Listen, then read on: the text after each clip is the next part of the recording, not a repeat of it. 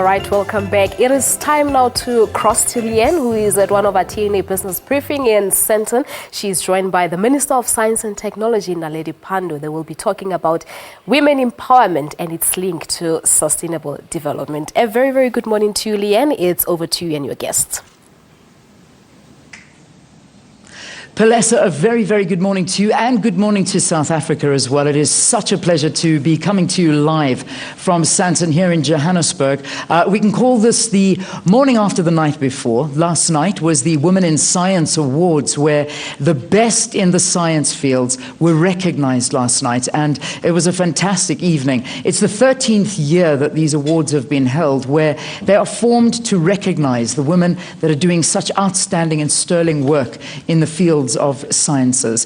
Not only are they recognizing those that are below the age of 40 and also distinguished scientists, it's also giving out scholarships for those students that are wanting to further their studies. I mean, funding is a very difficult aspect when it comes to moving on in your career, but it was wonderful last night to see some of the recipients that are going on to study their doctorates and masters after winning those bursaries that were handed out last night. So all in all, great celebration. But do we have a lot to celebrate? I think we do, but perhaps we need to look a little bit deeper into the field of sciences and the participation of women therein, and also touching on mathematics as well, because I know that that's one of the big aspects that needs to be touched on. Technology, sciences, mathematics, all falling under one umbrella.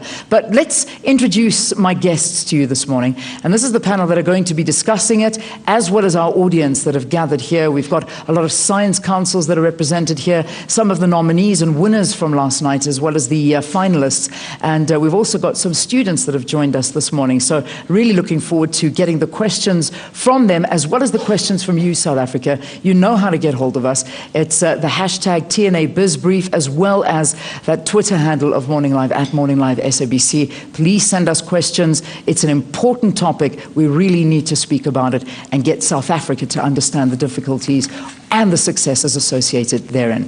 All right, so let me begin. The Minister of Sciences and Technology. Social Sciences, where did that come from? It's a new portfolio I've just handed out to you. Minister Naledi Pandor, so nice to see you this morning, and welcome. Good morning, Leanne, and morning to all the viewers. Thank you very much for the opportunity to speak to the nation this morning. We're really thrilled. And I think it's a great opportunity because we've never done this before. Yeah. We've never had the opportunity to really delve and dig deep into what the Women in Science Awards are all about, and also women in sciences, and to actually dedicate this amount of time. So I must say it's a great privilege, and I'm happy that we're doing it this morning. Also joining us is the Group Executive for the NRF, Dr. Beverly de Monse. It's so nice to have you. Welcome to the program. Thank you to you, Leanne, and thank you to the listeners, and also to our guests that are here present today. Yeah, I think indeed. It's a very important topic. I also think so. It really is. There's lots of things we need to think about and openly discuss, because the more we engage and raise awareness, the greater our chances of collectively coming up with solutions to address some of the challenges that we face as a country in terms of, from an NRF perspective, the research workforce. Yeah, certainly. All right, and we'll discuss all of those. Now, two of our winners are joining us here on the panel this morning, and I'm sure they're feeling very proud of themselves, and rightly so. So in the Distinguished Women Researchers category, but taking the award in the Humanities and Social Sciences category is Professor Bonani Olive Netchandana. Congratulations again, and welcome to our panel. It's so nice to have you here this morning. Thank you. Good morning, and good morning to the listeners and to the guests. How are you feeling this morning? I mean, did you wake up with that award next to your bed? Good feeling. Good. I'm so glad. And the other winner in the Physical and Engineering Sciences category, Professor Jane Catherine Ngila. Good to have you, Prof. Thanks so much as well. Thank you so much, Leanne, and good morning to our Minister and our guest here and all the panel members that are here, including students who have managed to attend this session. And how are you feeling this morning? Well, I'm feeling great. It really is quite an opportunity for me to sort of interact in this type of space, on issues that are affecting all of us, and particularly when we talk about the young girl and how we can mentor these girls, what must we do as already women who are already scientists. What can we do to help, young, female students so that they can be able to follow the same pattern? Not everybody definitely must do science. I think we must acknowledge that, because it all depends on people's interest. Yeah. But we have just noticed that the more girls do science, the more women are involved in science, the easier it is to solve some of the problems that are faced with. In my particular area, I'm interested in water quality, water purification, so forth and so on. So first and foremost, once the society understands what are the issues that are affecting us about water, then we start now having a conversation so that we can start going towards solving these problems. Fantastic. Thank you so much. Minister, don't you love it when we ask how they're feeling the morning after they won an award? They start focusing on the issues. Yeah, absolutely. I know, it's amazing. Really impressive. We're getting down to the nitty-gritty. Yeah, whatever, I won an award, but these are the problems. Yeah. Minister, I mean, having an award ceremony like this, I mean, as I say, this is the 13th year, and it's a prestigious award to win. And we do make a big deal of it because women in sciences, it's not a massive industry. There are not too many ladies doing it. But over the years, how have you seen it evolve? Have you seen more women taking into this industry? Well, not enough yet. We obviously want to get many more girls and young women into science and technology.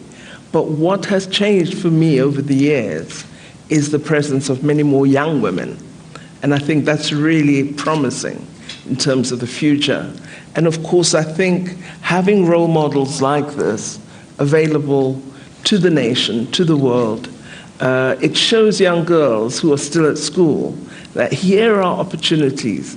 These are careers that are not forbidden to you.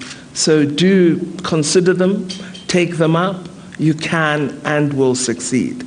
So these are really, in a sense, they're our advertising material to other young women, and I should say to boys as well, young boys, to say, take up these subjects. You can do maths. You are able to do science, and you can succeed in a wide range of fields. We didn't want to limit our focus to the natural sciences or engineering. We included the humanities, the social sciences, because it's important that science is seen as a wide range of disciplines. I think we tend, because we use the word science, we define it as the natural and physical sciences, whereas we actually have a broader perspective. Yeah. I've said to young people, if you wish to compose music or write wonderful theater plays, this is advancing your knowledge, advancing your capacities. So for me, science is very wide, but the real objective is to advance South Africa and Africa in the sciences. We've got to do more maths. We have to have more engineers. We have to infuse technology in our society. We must grow our contribution to innovation. So these are imperatives that we're trying to pursue, while also acknowledging the many varieties of competencies that persons have. You know, it's all well and good. I mean, you've got your department that works exceptionally hard at trying to develop the sciences in South Africa and bring us to the forefront of science and technology. And we really are. We're doing very, very well. Obviously, we can do a lot better. But when we talk about developing the youth, obviously that's where the Department of Education needs to come into play, is that we need to develop this from a very young and early age. Because if the youth are not subjected to the sciences and they are not made to see the wonders of experiments from a very, very, very young age, and if these resources are not available in the schools, they'll never take to it, and that's the reality. How closely do you work with the Department of Education? Well, fortunately, we work very closely together, but also the objective of public awareness and public engagement is a key part of the work of one of our agencies, the National Research Foundation. And this work is done through the agency headed by Dr. Damonsa here. So Beverly's responsibility is to ensure there's expanded public engagement, greater public awareness, because you cannot make a decision about pursuing a specific career or discipline without some knowledge of it. And SASTA, the South African Agency for the Advancement of Science and Technology, is very important for the work that we're trying to do. We also have science centers throughout the country. The latest one we're going to be building is in Kofimbaba, which is a rural part of the Eastern Cape. So we're also bringing science closer to young people in areas where they don't have such access. We've said we don't want our young people to be, as the Deputy President describes his schooling, as the teacher saying, imagine you are holding a test tube in your hand. Yeah. Imagine you have a Bunsen burner in front of you. Imagine. No, we want young people to actually have the feel and touch of science so that they come to love it and come to see it as part of their daily lives. It's amazing. I mean, I remember being at school, not that I ever went into sciences, I certainly didn't, but the wonders of science, watching experiments happening, the excitement that it brings inside of any young child. I mean, from a very young age, and looking at adding things together, what it does, it sparks this curiosity in a child, which of course results in these incredible sciences that we have today. So let's take this further into the NRF. For people that don't know and where you fit into the equation, obviously there's the ratings side, but there's obviously more to it as well. Yes, there's much more to it. Let me try and put it in the context, especially as you said to me this morning, tell me in simple language. Yes, please. Please, simple language. So I want to use your example last night when you said you went to Sutherland. Yes. And you had this amazing experience in Sutherland, looking at the clear, dark skies. And what you saw there is nothing like what you see back home here in Johannesburg. And it is really an amazing experience. So let me put that in the context of the NRF, starting with the fact that you, as a journalist, as a public communicator, are able to be part of a conversation about those skies, about the galaxies, about all the things they might have pointed out to you. That is one of the key goals for us, is to engage the public, to absolutely bring the public into conversations about science. And other people, we find at Sutherland right now, there have been so many changes in the little town, which is brought about by increased visitors, the interest in the infrastructure and the excellence of the science that is coming out of there. So from an NRF perspective, one of our key goals is around building a society that's much more closer to science and that's talking about science. We're saying that everybody sitting here, you try to think, what's your dinner table conversation? Well, what do you talk about? Maybe now you're talking about the Olympics. Last week you're talking about whether the Lions lost, etc., the rugby.